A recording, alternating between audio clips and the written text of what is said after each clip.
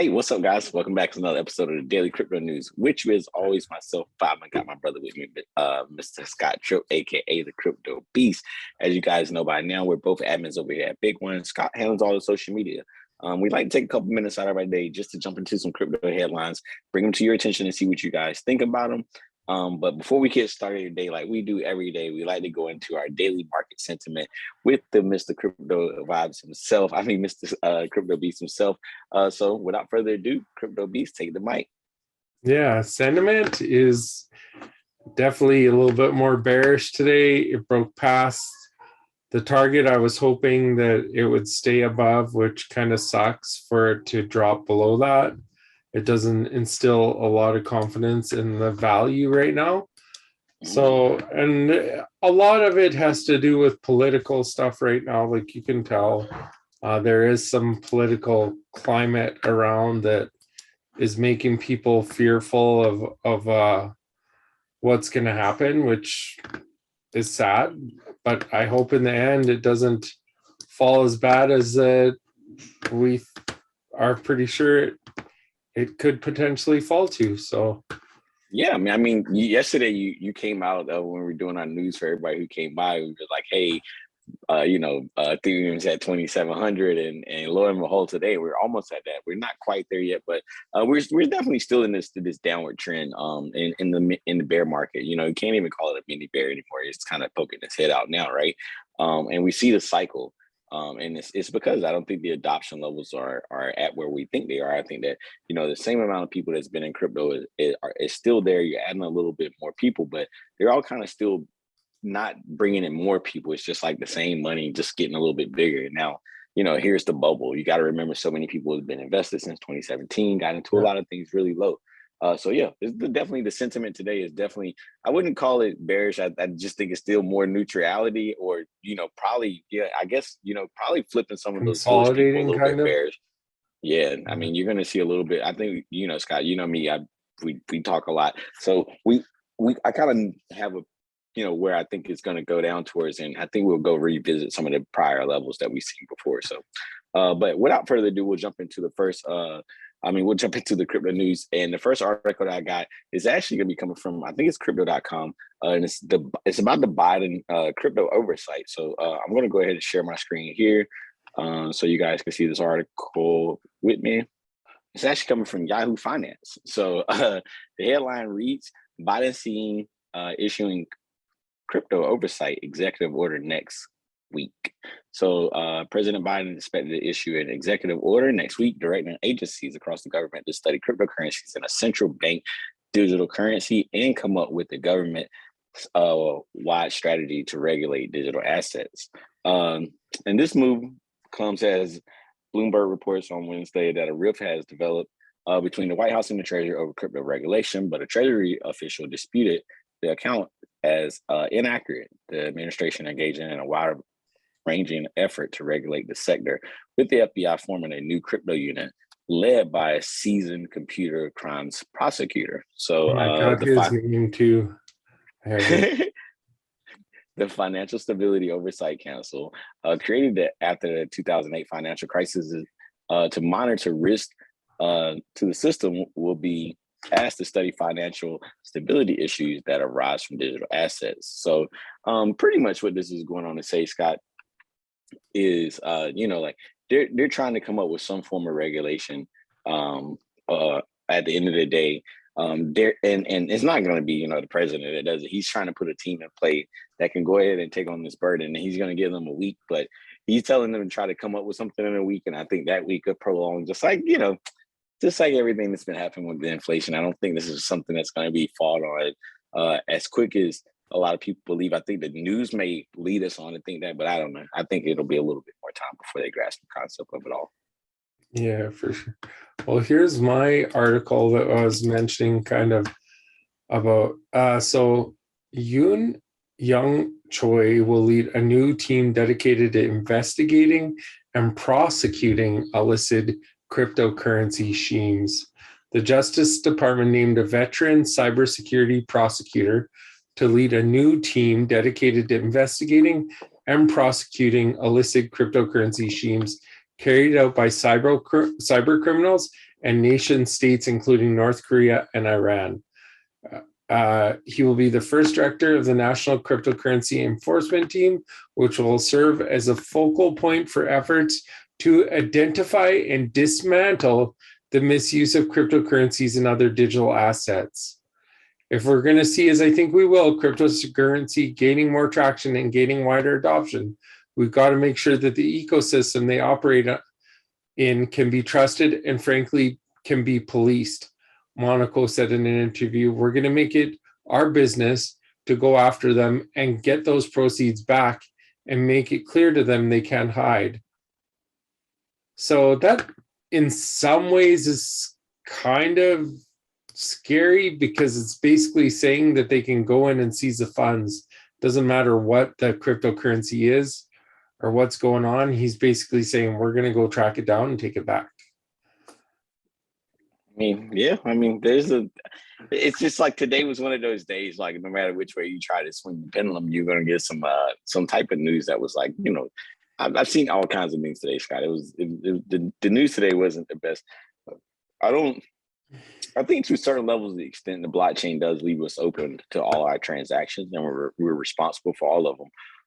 But to enforce penalties or laws on something that's not even a governing act yet is going to be hard to do. So I think anybody who's got away with it, they got away with it. It's almost like going back and prosecuting somebody from the Wild Wild West. Like you can't do that. Like, so my next one is actually going to be coming from marketwatch.com, and it's going to be talking about Russia war and potentially what it could do to the crypto numbers and things of that nature. So I'm going to share my screen again here. And so here we are. The headline reads, Russian invasion of Ukraine could add 10 to 15% selling pressure on crypto. And let's say as Bitcoin plunges 8%. Me and Scott were just looking at this before we jumped on. But Bitcoin plunged 8% on Thursday amid broad sell-offs of risky assets amid renewed fear of Russia invasion of Ukraine. So Bitcoin was recently trading around 40,660, down about 40% of its all-time high in November, according to CoinDesk data. So Bitcoin is the ultimate risky asset, and then creating invasion would keep crypto selling pressure going for another 10% over the short term. Edward Moya, the senior analyst at Anoda, wrote in a Thursday note. President Joe Biden on Thursday told reporters that the threat of Russian invasion of Ukraine is very high, and said that the invasion could occur not now, but in a matter of several days. So it looks like they, I don't know if, to me, Scott, I don't know if it's Biden trying to save his coins in the market, the stock market, and flooding the war and trying to get people to sell off of their crypto.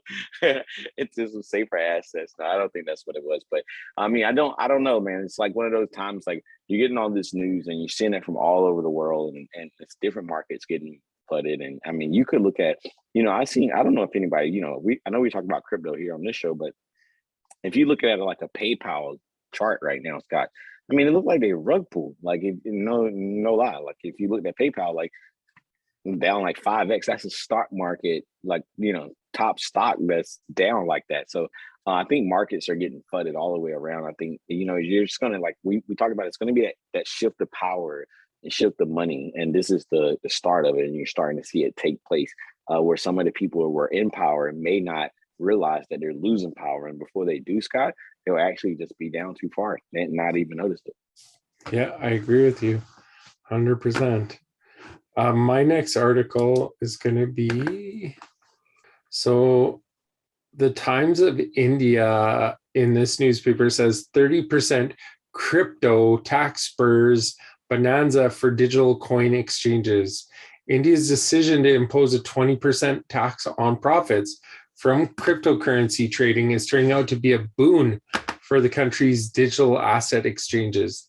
Binance-owned WazirX, India's largest crypto bourse, which I'm not sure what that means, has seen daily signups on its platform jump almost 30% since February 1st, when the government unveiled the levy on the transfer of digital assets in its annual budget, said co-founder Nishal Shetty.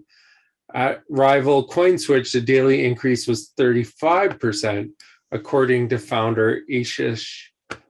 I can't say his last name. Well, it might seem Singhal. Well, it might seem counterintuitive that a steep tax would cause people to flock to digital tokens. The step was seen as legitimizing an industry that has been in regulatory limbo amid fierce resistance from the Reserve Bank of India.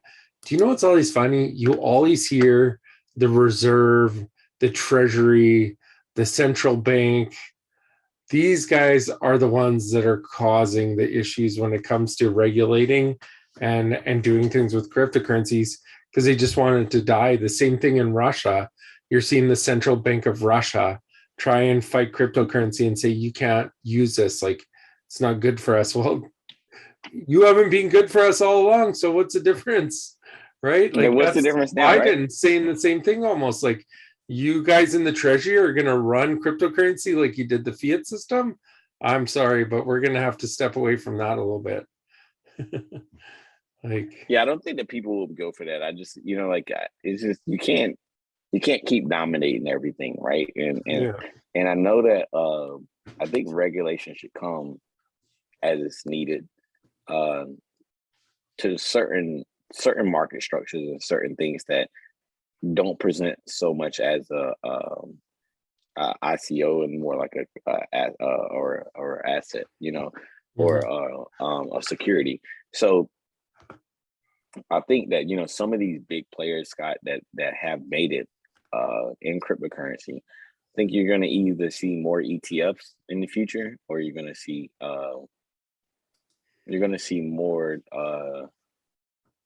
like maybe those actual protocols turning into certain brands and actually selling a utility and then going into a traditional market. I think the markets won't be confined anymore to like a certain state. I think like you'll see the international market starting to get traded on a little bit more. I think like the interstate model, that fiat system, like state country to country, it's not. We're starting to see it's not going to work forever.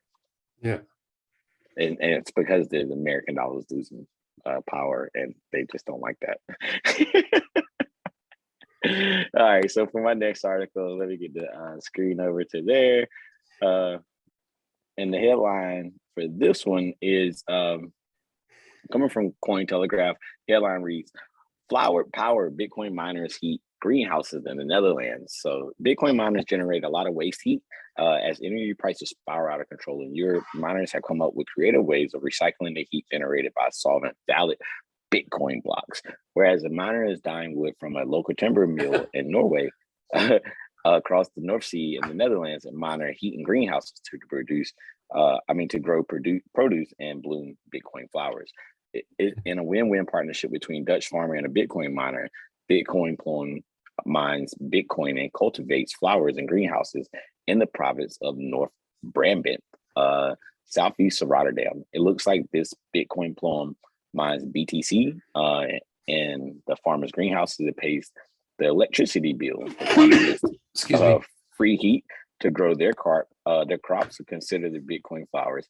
That Bitcoin Bloom sells the cream and the coffee to the climate friendly operation. So it looks like what they're talking about here, Scott, is basically, these people in the Netherlands have been able to team up where greenhouses can, get a lot of good clean energy for less. They're teaming up with these Bitcoin miners. The Bitcoin miners are mining, and then in their greenhouses to keep, the cost down, running the operation for mining. And then in return, what's going to happen here is they're essentially going to be able to be rewarded. I was going to say that the one funny topic that you got on this article, or that I got a kick out of. Oh, you closed it too soon. It was comparing, saying it gives a new word to the saying Dutch oven. It says what now? Yeah, it says it on the top of the article. I missed it.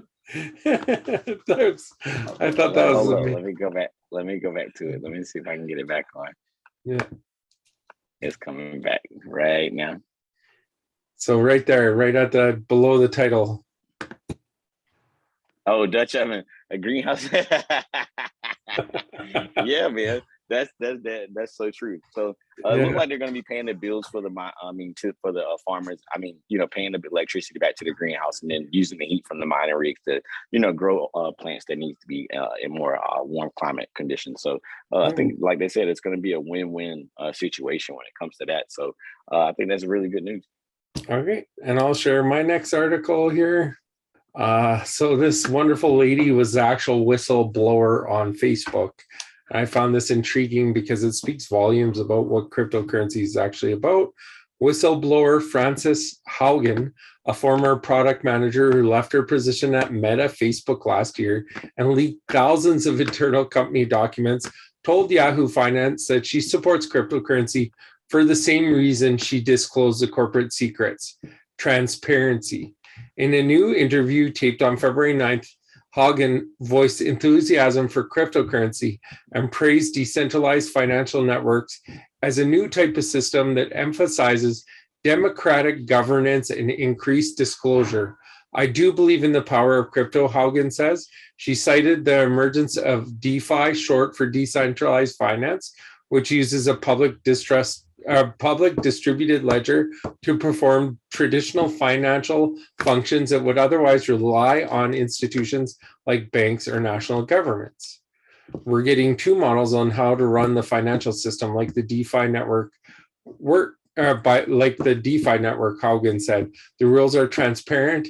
We see exactly how they operate. Thank you very much, because that's so true. Everything is on the blockchain. You can't hide anything. You can't be like the fiat stuff right now and print more and more and more until the country gets into inflation. So I guess we're almost out of time. 8 minutes left on our recording, but that gives us lots of time. Yeah, we're still fine. But yeah, I mean, you just can't. I think like you said, Scott, the blockchain is going to tell it all, right? There's nothing we can do about that.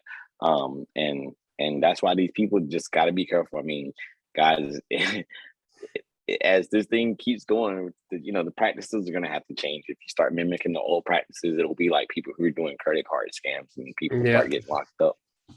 Yep. So without further ado, we'll go over to the last part of the segment for the day, and that's going to be coming over from tradingview.com. We're going to take a look at some of the dominance factors and also some of the things that the dominance factors, as well as some of the total crypto market cap. So right now, as you guys see, we're sitting at 1.82 trillion on the total market cap here, and then the Ethereum dominance is actually at 19.04. Bitcoin dominance here, as you can see, is at 42.34. I think as you start seeing some of these dominance factors starting to kind of consolidate, balance out, kind of like try to find especially like an Ethereum dominance, you see it's kind of like giving it support in this area over here. So it's kind of like bouncing up off of this support and standing around this area. So as long as it consolidates here, it's kind of neutral, but I think it still has I don't think we still see any volume coming on this this total crypto market cap. As you can see here, the trend is still kind of heading down. So guys, make sure you guys are careful right now. May not be a bad time to sit back and kind of wait for things to play out. If you can, and if not, I mean, if you're okay and you're investing for the macro, like a lot of us are, I think it's okay just to just if you're in there, leave it there and come back in a year or two. But I think overall it could probably potentially be a boring season for a little while. Yeah, but also, guys, we have a surprise announcement tomorrow at our Twitter space at 12 p.m. Eastern Standard Time, 5 p.m. UTC. If you guys are available, try to come by. We're going to announce some good news, and We're gonna keep on pushing and keep doing what we're doing. And as always, guys, we appreciate you guys coming by today. Scott, you got any closing words before we get out of No, here? that's going to be a big announcement. So I'm excited for this. It should be a really good one on Friday. Good positive vibes that will be going out here on Friday. Yeah, So yeah, let's excited. go. Yeah. Let's go. As always, All right. guys, appreciate you guys, and we'll see you guys tomorrow. See you guys Peace. later. Have a great day.